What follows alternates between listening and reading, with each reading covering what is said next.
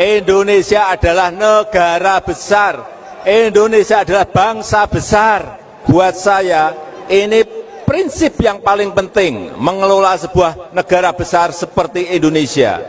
Pemimpinnya seperti apa? Pemimpin Indonesia, memimpin Indonesia itu harus menyadari mengenai keberagaman Indonesia. Karena kita ini macam-macam, karena kita ini beragam, karena kita ini berbeda-beda semuanya. Suku, kita memiliki 714 suku yang berbeda-beda. Bahasa daerah, kita memiliki lebih dari 1.300 bahasa daerah yang berbeda-beda. Agama kita juga berbeda-beda.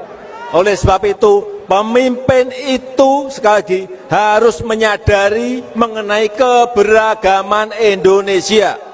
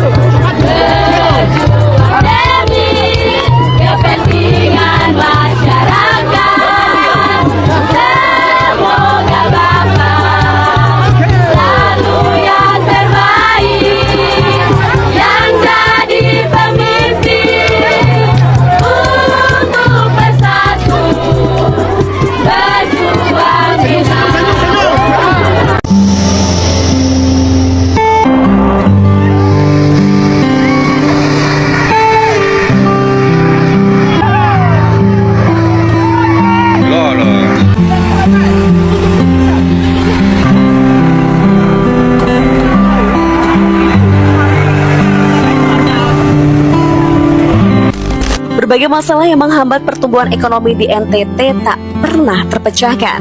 Meski Presiden Indonesia sudah silih berganti, Tenggara Timur merupakan provinsi termiskin ketiga di Indonesia. Akses jalan yang parah membuat ekonomi NTT sulit berkembang.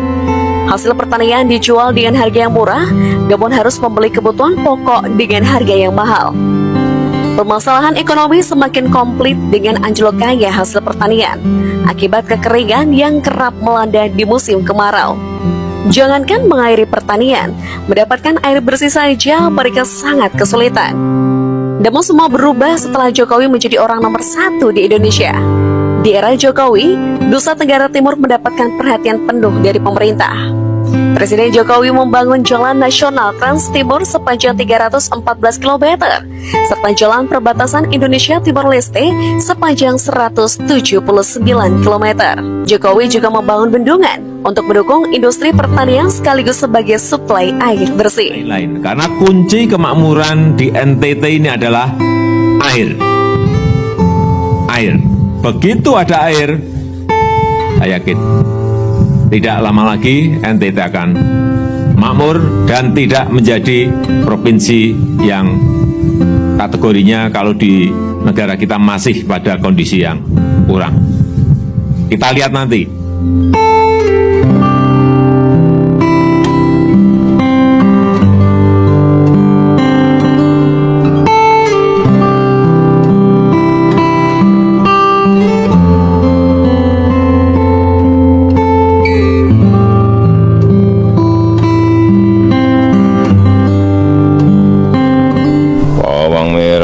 Cabai bisa ditanam, pisang karena daerah bisa ditanam, pepaya bisa ditanam, sehingga bisa diekspor ke sebelah. Selain memajukan industri pertanian, pemerintah juga mengembangkan industri pariwisata di Nusa Tenggara Timur. Presiden Jokowi berhasil menyulap Labuan Bajo menjadi kepingan surga yang sangat indah. Bandara dan pelabuhan juga dibangun di Labuan Bajo untuk mempermudah akses wisatawan lokal dan mancanegara. Bahkan demi mempromosikan Labuan Bajo ke mata dunia, Presiden Jokowi menjadikan Labuan Bajo menjadi tuan rumah KTT ASEAN.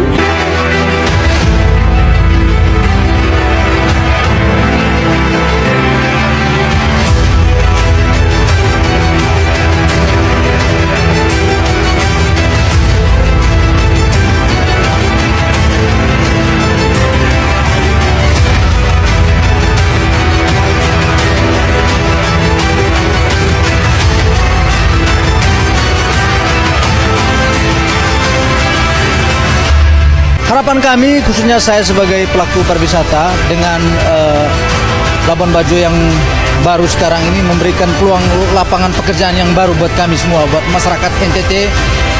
Komitmen Jokowi untuk meningkatkan ekonomi Nusa Tenggara Timur memang tidak main-main. Beberapa pelabuhan dibangun sebagai pintu keluar masuk logistik dan barang pokok. Pos lintas batas negara juga dibangun menjadi lebih megah dan multifungsi, sehingga mempermudah ekspor impor barang lewat darat.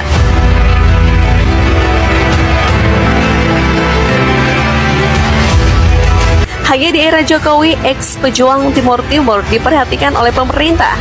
Jokowi membangun 2.100 unit rumah bagi warga Timor Leste yang tetap memilih menjadi bagian dari NKRI. Imanmu sang besar, pribadi bangsaku. Ayo maju, ayo maju, maju, ayo maju, maju. Apa yang sudah dilakukan oleh Jokowi untuk Nusa Tenggara Timur membuat dirinya sangat dicintai. Karena hanya di era Jokowi, NTT merasakan adanya negara. Setelah sekian lama menjadi anak tiri di negeri sendiri. Bapak Jokowi, Tuhan Yesus memberkati. Bahagia, terharu, senang. Mau ucapin apa ke Bapak Presiden? Sehat saja. Bahagia, Pak. Bahagia. Nggak tahu, nggak bisa dikatakan kata-kata. Senang aja, Pak. Saya sangat bahagia, sangat bangga sekali bisa jabat tangan dengan Bapak Presiden. Terima kasih banyak, Bapak sudah injak kota Pancasila. Saya bahagia sekali dapat berpeluk sama Bapak Presiden. Alhamdulillah, hati saya senang sekali. Luar biasa Pak Jokowi. Terima kasih. Salam NKRI. Beberapa hari ini saya udah coba memperhatikan ya, membaca gitu ya, menonton segala informasi di mana sekarang ini Pak Jokowi ini lagi menuai kritikan gitu ya, lagi berusaha untuk dijatuhkan. Contohnya oleh Bapak Anies Rashid Baswedan, oleh AHY, dan juga oleh Pak Yusuf Kalla. Sepertinya sih ya, analisis saya benar nih, gitu. Kenapa sih sekarang ini yang berusaha dijatuhkan itu Pak Jokowi? Kenapa sih saat ini yang dikritik abis-abisan Pak Jokowi, gitu ya? Karena mereka itu takut, mereka itu sadar bahwa Pak Jokowi ini suaranya sangat berpengaruh untuk rakyat Indonesia. Pak Jokowi ini sangat dicintai oleh rakyat Indonesia dan diakui keberhasilannya. Sehingga tujuan mereka dengan menjatuhkan Pak Jokowi, dengan menjelek-jelekan Pak Jokowi, tentunya imbasnya ini ya dong akan menurunkan suaranya Pak Ganjar Pranowo. Itu tujuan mereka. Makanya saat ini tuh mereka terus saja berusaha menyerangnya Pak Jokowi, dan Pak Jokowi. Apalagi ketika ada rumor Pak Jokowi itu mau jadi kingmaker. Mereka pasti takut dong ya. Karena pendukung Pak Jokowi, mayoritas saya sangat yakin ya, pasti nanti larinya suaranya kepada Pak Ganjar Pranowo. Apalagi gitu ya, Pak Jokowi adalah kader dari PDI Perjuangan yang merupakan saat ini partai mawar atau partai terbesar di Indonesia dengan massa yang besar.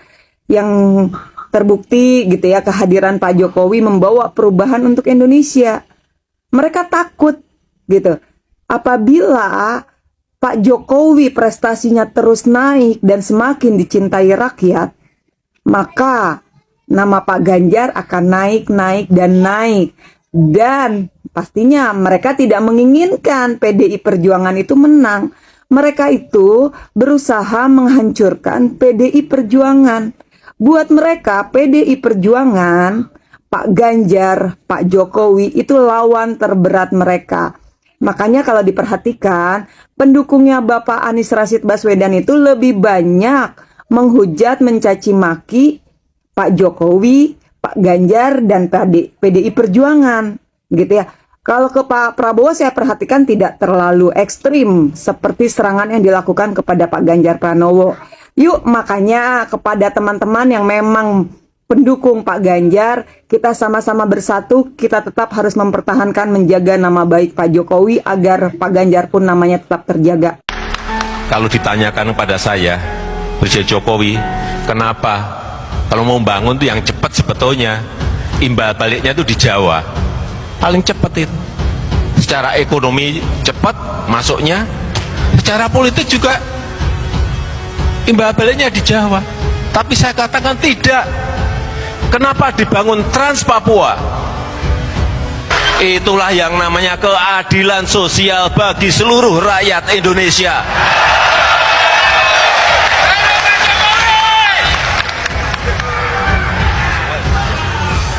Kita sering tidak memiliki perasaan-perasaan seperti itu.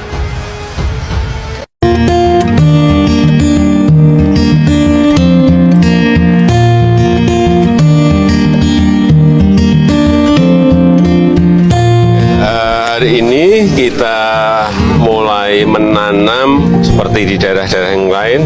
Setelah panen tidak diberi jeda karena masih ada air banyak, segera ditanam. Dan yang saya senang di sini memakai pupuk organik yang dilakukan oleh Serikat Petani Indonesia. Kurang lebih 1.000 hektar. Semuanya organik dan biaya untuk pupuknya yang biasanya per hektar bisa sampai 5-6 juta per hektar, di sini hanya antara 100 sampai 500 ribu per hektar. Ini yang saya kira kalau bisa dikembangkan di daerah yang lain seperti yang dilakukan oleh Serikat Petani Indonesia, ini akan banyak mengurangi kos yang harus dikeluarkan petani dan tidak ketergantungan kepada pupuk-pupuk kimia.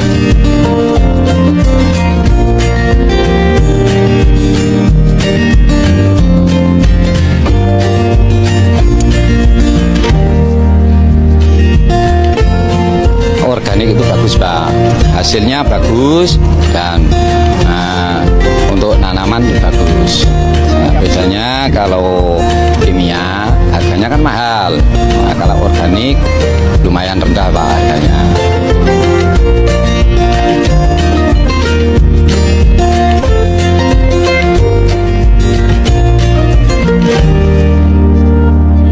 Senang sekali bisa Bapak terjun ke sini. Senang Bu, senang, cepat senang. Iya, kemen saya tani itu bisa maju, terus itu pupuknya lancar, gitu hasilnya bisa naik, terus minta yang gitu loh, yang baik aja. Senang sekali, bahagia sekali bertemu dengan Bapak Jokowi, Presiden Indonesia. Ibu, nggak ada persiapan apa-apa. Ya, nggak ada bisa. Alhamdulillah rezeki. Alhamdulillah, senang sekali ya. Seumur-umur baru ini ya, itu bisa ketemu Presiden langsung, jabatan langsung gitu ya. Alhamdulillah.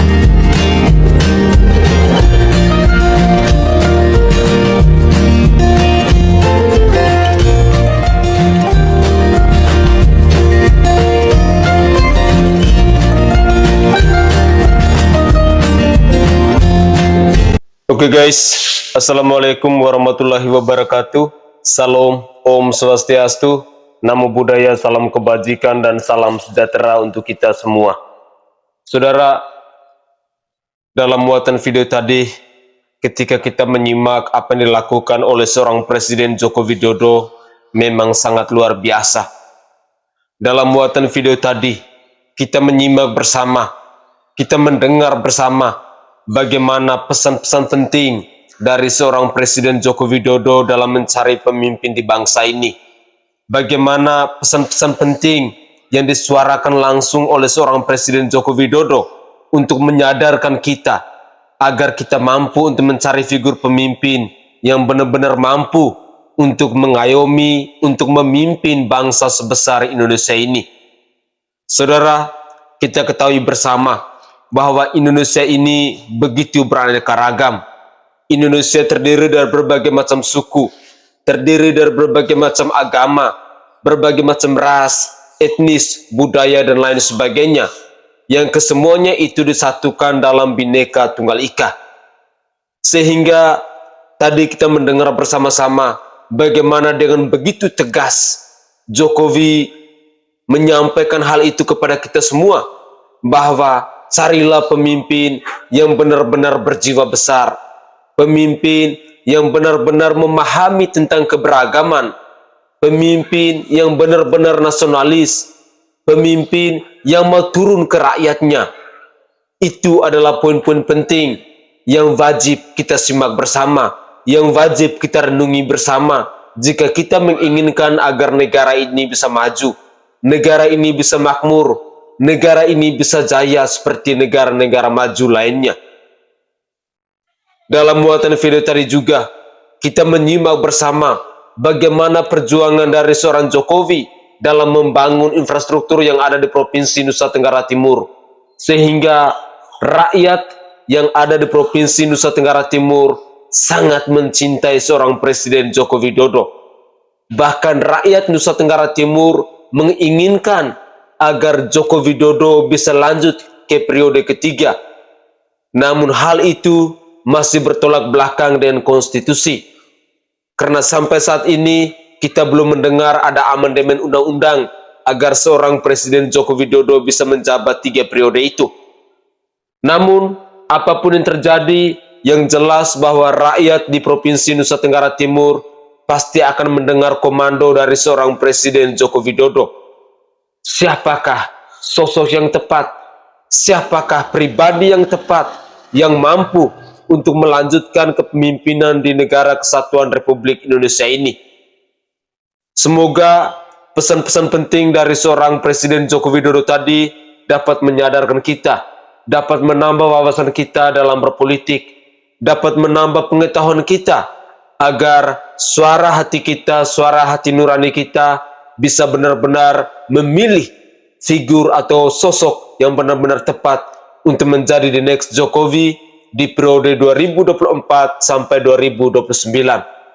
Sekali lagi, saya mengajak kepada para pemirsa sekalian, tetaplah berpikir kritis, tetaplah menggunakan suara hati nurani untuk menentukan figur pemimpin di periode 2024 sampai 2029 nanti. Saya Sainai dari Provinsi Nusa Tenggara Timur, saatnya rakyat jelata harus berani untuk bersuara.